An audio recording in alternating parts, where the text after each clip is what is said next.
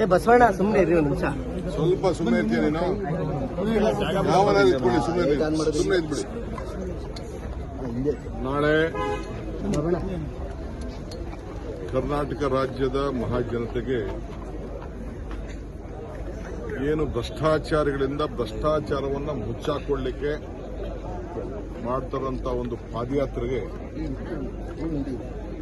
ನಾವು ಉತ್ತರವನ್ನು ಕೊಡಲಿಕ್ಕೆ, ಪ್ರಶ್ನೆಗಳನ್ನು ಕೇಳಲಿಕ್ಕೆ ಈ ಜನ ಆಂದೋಲನ ಕಾರ್ಯಕ್ರಮವನ್ನು ಹಮ್ಮಿಕೊಂಡಿದ್ದೇವೆ.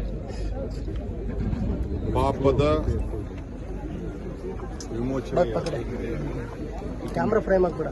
ಸುಮಾರು 25 ಹಗರಣಗಳು ಬಿಜೆಪಿಯ ಸರ್ಕಾರ ನಡೆದಂತ ಹಗರಣಗಳು, ಕುಮಾರಸ್ವಾಮಿ ಅವರ ಕುಟುಂಬದ ಹಗರಣಗಳು, ಎಲ್ಲದಕ್ಕೂ ಕೂಡ ಉತ್ತರವನ್ನ ಹೇಳಬೇಕು. ಈಗ ನಾವು ಮುಖ್ಯಮಂತ್ರಿಗಳು ಅಸೆಂಬ್ಲಿಯಲ್ಲಿ ಓದಿದ್ದಾರೆ, ಭಾಷಣದಲ್ಲಿ ಹೇಳಿದ್ದಾರೆ, ಅವರ ಕಾಲದ ಅನೇಕ ಹಗರಣಗಳ ಬಗ್ಗೆ ಹೇಳಿದ್ದಾರೆ. ಅದಕ್ಕೂ ತನಿಖೆಯನ್ನ ನಡೀತಾ ಇದೆ. ಕೆಲವು ಮುಚ್ಚಾಕಿ ಪ್ರಯತ್ನವನ್ನು ಮಾಡೋದು ನಾವು ಈಚೆ ಬಿಚ್ಚಿಟ್ಟಿದ್ದೀವಿ.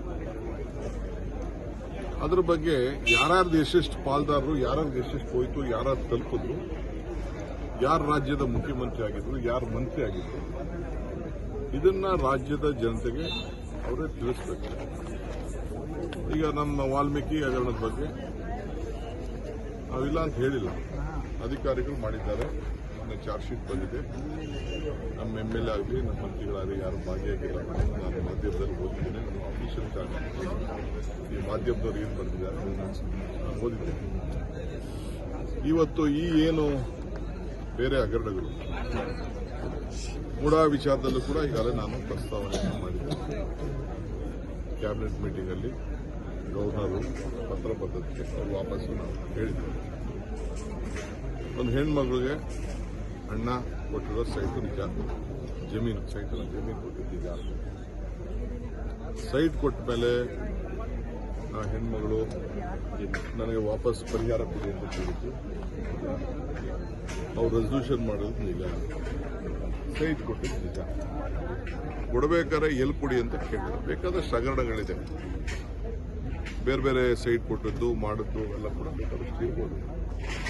ನಾನಿಲ್ಲ ಅಂತ ಹೇಳಿಲ್ಲ. ಅದೆಲ್ಲ ತನಿಖೆಯನ್ನು ಮುಖ್ಯಮಂತ್ರಿಗಳು ಮಾಡ್ತಾ ಇದ್ದಾರೆ. ಕಮಿಷನ್ ಕೂಡ ನೇಮಕ ಆಗಿದೆ.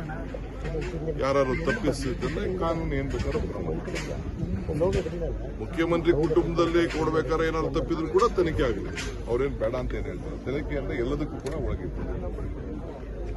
ಆದ್ರೆ ಒಂದು ಚೀಫ್ ಮಿನಿಸ್ಟರ್ ಕುಟುಂಬ ಅಂದ ತಕ್ಷಣ ಅಧಿಕಾರ ದುರುಪಯೋಗ ಮಾಡಿಕೊಂಡ್ರೆ ಯಾವ್ದಾದ್ರು ಒಂದು ವಿಚಾರ ಇದ್ರೆ ಅದನ್ನು ಏನ್ ಬೇಕಾದ್ರೂ ಚರ್ಚೆ ತನಿಖೆಯಿಂದ ಈಚೆ ಸೊ ಅದು ಬೇರೆ ವಿಚಾರ.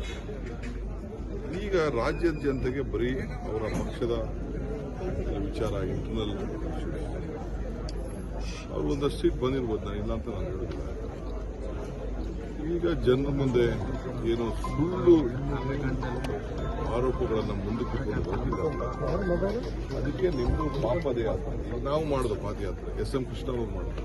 ಹಿಂದೆ ಚಡ್ಡಿ ಮೆರವಣಿಗೆ ಅಂತ ಇದೇ ಮೈಸೂರು ಈ ದೇವರಾಜ ರಸ್ತೆ ಅಂತ. ಇದಾದ್ಮೇಲೆ SM ಕೃಷ್ಣ ಅವರ ಕಾಲದಲ್ಲಿ ಕಾವೇರಿಗೋಸ್ಕರ ತೀರ್ಪಿನ ವಿಚಾರದಲ್ಲಿ ಮೆರವಣಿಗೆ ನಡೆಯುತ್ತೆ. ನಾವು ಗಣಿಗಳನ್ನು ಉಳಿಸ್ಲಿಕ್ಕೋಸ್ಕರ ಅವತ್ತಿನ ಕಾಲದಲ್ಲಿ ರೆಡ್ಡಿಗಳ ರಿಪಬ್ಲಿಕ್ ತಪ್ಪಿಸಬೇಕು ಅಂತೇಳಿ ಇವತ್ತು ಹೊಸ ಕಾನೂನುಗಳು ಬಂದಿದೆ. ನಮ್ಮ ಹೋರಾಟದಿಂದ ಯಾರಿಗೂ ಮೈನಿಂಗ್ ಲೀಸ್ ಕೊಡಂಗಿಲ್ಲ, ಅದಿರುಗಳನ್ನ ತೆಗೆದುಕೊಂಡು ಬೇಕಾದಷ್ಟೆಲ್ಲ ಆಗಿದೆ. ಅದ್ರ ಬಗ್ಗೆ ನಾವು ಹೋರಾಟವನ್ನು ಮಾಡ್ತೇವೆ. ಮೇಕೆದಾಟು ಪಾದಯಾತ್ರೆ ಯಾಕೆ ಮಾಡ್ತೇವೆ ಅಂತಂದ್ರೆ, ಮೇಕೆದಾಟಿನಿಂದ ನಮ್ಮ ಮಂಡ್ಯ, ಮೈಸೂರು, ಚಾಮರಾಜನಗರ, ಹಾಸನ ಇವರಿಗೆಲ್ಲ ನೀರು ಬರಗಾಲದಲ್ಲಿ, ಕಷ್ಟಕಾಲದಲ್ಲಿ ನೀರನ್ನು ಹಂಚಲಿಕ್ಕೋಸ್ಕರ ಬ್ಯಾಲೆನ್ಸಿಂಗ್ ರಿಸರ್ವ್ ಮಾಡಬೇಕು ಅಂತ ಪಾದಯಾತ್ರೆ. ಬೆಂಗಳೂರು ಕುಡಿಯೋ ನೀರು ಕೊಡಬೇಕು ಅಂತ ಪಾದಯಾತ್ರೆ. ನೋಡಿ, ಹೋದ ವರ್ಷ ಬರಗಾಲ ಎಂಥ ಪರಿಸ್ಥಿತಿ ಬಂತು. ಬೆಂಗಳೂರು ಕುಡಿಯೋ ನೀರೇ ಇರಲಿಲ್ಲ, ಹಳ್ಳಿಗಳಲ್ಲಿ ನೀರು ಇರಲಿಲ್ಲ. 300 ತಾಲೂಕು, 200 ಚಿಲ್ಲರೆ ತಾಲೂಕುಗಳು ಬರಗಾಲ ಅಂತ ಘೋಷಣೆ. ಇವತ್ತು ನೋಡಿ 42 TMC ಹೋಗಬೇಕಾಯ್ತು. ನಮಗೆ 100 ಚಿಲ್ಲರೆ TMC ಎಕ್ಸ್ಟ್ರಾ ಹೋಗಿದೆ. ಸಮುದ್ರಕ್ಕೂ ನೀರು ಹೋಗಿದೆ. ಇದಕ್ಕೆ ಹೋರಾಟ ಮಾಡಿದ್ದಾರೆ. ಇದಕ್ಕೆ ನಾವು ಹೋರಾಟ ಸೊ ಹೋರಾಟ ಮಾಡೋದು, ಅದಕ್ಕೆ ಯಾರೂ ನಮಗೆ ಬೆಂಬಲ ಕೊಟ್ಟಿಲ್ಲ.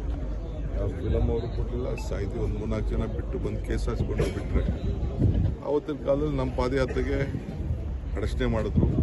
ಎಲ್ಲ ನಮ್ಮ ನಾಯಕಗಳ ಮೇಲೆಲ್ಲ ಕೇಸ್ ಹಾಕಿದ್ರು. ನನ್ನ ಮೇಲೂ ಕೇಸ್ ಹಾಕಿದ್ರು, ಮುಖ್ಯಮಂತ್ರಿ ಮೇಲೂ ಕೇಸ್ ಹಾಕಿದ್ರು, ಡೆಲ್ಲಿ ಕೇಸ್ ಹಾಕಿದ್ರು.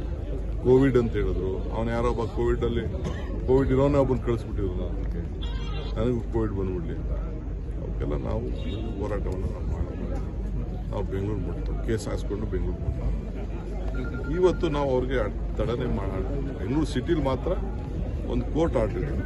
ಈ ಥರ ಬೆಂಗಳೂರು ಸಿಟಿಲಿ ಇಂಥ ವಿಚಾರಕ್ಕೆ ಟ್ರಾಫಿಕ್ ತೊಂದರೆ ಆಗಬಾರ್ದು. ಅವ್ರಿಗೆ ಹೇಳ್ದೋ ಬೆಂಗಳೂರು ಬಿಟ್ಟು ಬೇಕಾದ್ರೆ ಮಾಡಿ ಅಂತ ಹೇಳಿ ಮಾಡಿ. ಪ್ರಜಾಪ್ರಭುತ್ವ ವ್ಯವಸ್ಥೆಯಲ್ಲಿ ಅವ್ರ ಹೋರಾಟಕ್ಕೆ ನಮ್ಮದೇನು ಅಡಚಣೆ ಇಲ್ಲ.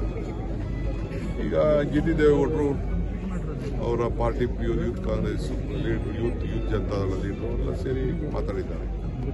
ಅವ್ರದ್ದೇ ಆದಂಥ ಅಭಿಪ್ರಾಯ ತಿಳಿಸಿದ್ದಾರೆ. ಅದಾದಮೇಲೆ ಕುಮಾರಣ್ಣ ಅವರು ಅವರ ನುಡಿಮುತ್ತುಗಳನ್ನು